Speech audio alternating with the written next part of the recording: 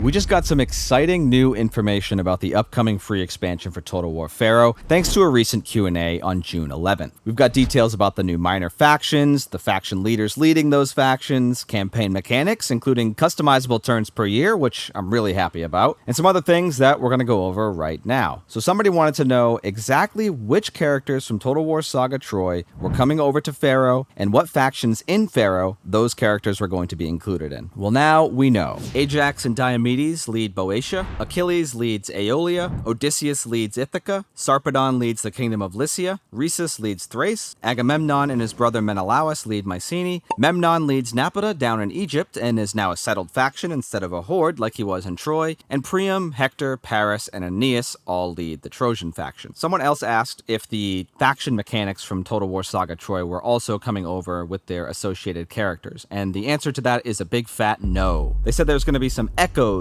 of those faction mechanics in the ancient legacies available to select, but otherwise no. Those mechanics like Agamemnon's vassal system, Paris and Helen, things like that are not coming over to Total War Pharaoh. Someone asked, hey, what is the appeal of playing as the minor factions? Like, why would we pick them over their major cousins? And the answer is basically their unique starting positions. The developer who was answering the question picked the Alatia down in Cyprus as a good example of that. He said that the Alatia start with a lot of bronze, but no food, so you're going to have to trade bronze for food in order to survive the early game. Someone asked if the minor factions are going to have unique models for their faction leaders, and the answer to that is some. They said that 10 minor factions, 10 out of the 25, are going to have unique character models for their faction leaders, including Seknat, Ramses' father, Pharaoh Merneptah, of course, we already see his model, and of course the Aegean leaders using the Total War Saga Troy models. Hector and Achilles now look more realistic. They reworked Achilles' armor to make it look more historically authentic. A fun fact there is that Achilles' god armor in Total War Saga Troy apparently is the more historically authentic of the two, between that one and his base game armor. That being said, they're scrapping both and they're giving him a completely new, historically authentic set of armor. Speaking of Troy, somebody asked if the Trojan War is an event that happens in the game, and the answer to that is no. The start positions of the Greeks and the Trojans is conducive to them going to war for sure, but there's no forced event or script that makes them fight. The developer mentioned that you could play as Troy, for example, and become best buddies with Agamemnon and go sack Egypt together or something. As far as unique campaign mechanics go, minor factions will not have access to commands or unique court actions, but they'll have access to everything else. So they're going to have ancient legacies, royal traditions, the court system, and civil wars. For example, you could play as Elam and potentially become Pharaoh of Egypt if you make it that far. They mentioned that Babylon starts with their royal tradition already locked in, while most of the other factions do not. So you're not going to be able to become Pharaoh if you play as Babylon. Sorry for anybody who wanted to do that. Someone asked if Hanalgabat is depicted as just another Assyrian region, or if it's like the Mitanni, or what's the story there. And basically, it's just another Assyrian region. The Mitanni are assumed to have already been assimilated by this point in history. The story is, of course, focusing on Ninurta-Apil-Akur and his rise to power in the Assyrian Empire. Pharaoh Merneptah is no longer scripted to die around turn 22 like he is in the current game. His fate can now vary like any other character. He can be assassinated, he can die in battle, he can die of old age, or he can not die at all because campaign customization. We now have customizable turns per year with options up to 12. There's also an option to enable immortality. This turns per year situation is a big deal for me because if they're adding in this dynasty family tree system, the fewer turns per year that we have, the more we'll have to engage with that system. In other words, if you play 12 turns per year, you might be able to use your faction leader for the entire campaign. He might never die of old age. Whereas if you have 1 turn per year, your faction leader is not going to live very long. So you're going to have a very big sizable family tree by the end of a 200-turn campaign. Somebody asked about the Mesopotamian factions and if they're going to have to deal with sort of the sea people threat that the other factions have to deal with. And the answer is kind of. They're not going to have to deal with the sea peoples per se, unless the sea peoples venture super far inland for some reason. But they will have to deal with the Elamites, the desert tribesmen coming from the south, and people coming from the north. Here's hoping that the people coming from the south are Arameans. There was a question about the new native rosters. How many are there? What are they? In short, we have 8 new realms, which means 8 new native unit rosters.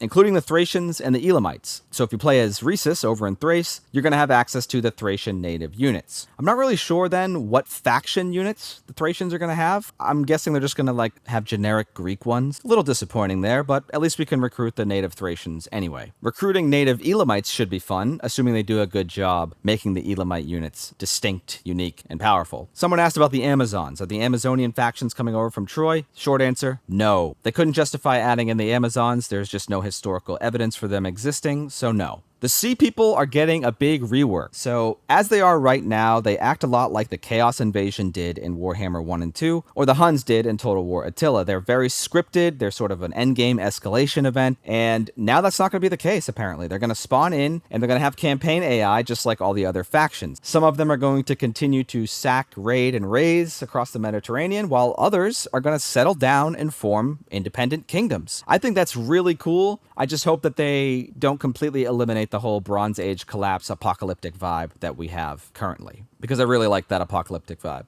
And lastly, players can now move their capitals. This was a requested feature in the last Q&A, so it's I guess we can do that now. There's no reason to ever want to move your capital other than just flavor. But hey, more customization is always welcome. And lastly, they said that the next blog post is going to cover updates to battle AI and lethality. No idea when that's coming out, whether it's next week or the week after or what, but I'll be sure to cover it when it does. So that's all for today, guys. Thank you very much for watching. Let me know what you guys think down below of the proposed changes, and I will see you guys in the next one.